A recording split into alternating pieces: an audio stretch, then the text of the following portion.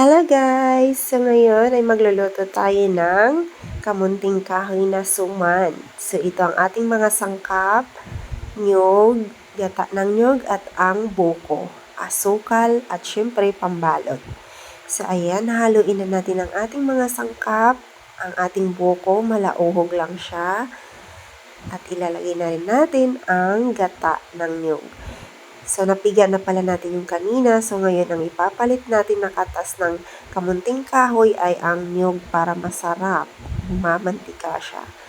So, hahaluin natin siya para mahalo yung lasa ng asukal at matamis.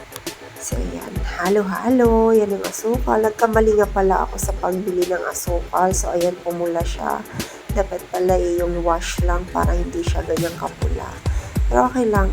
Pangkain lang naman. So, ayan, magbabalot na tayo, guys. Ayan, excited na ang aking mga amigas makakain ng suman na balanghoy. So, ngayon lang ulit ako sinipag magluto ng balanghoy na suman.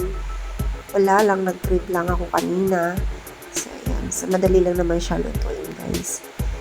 Masarap yan. Mamaya, yan, balot-balot. Yan. At syempre, bago ang lahat, paki-like and share naman po mga Lodi. At syempre, pa-subscribe naman po sa aking channel. Sa mga hindi pa nakaka-subscribe, please subscribe na po kayo. Thank you in advance.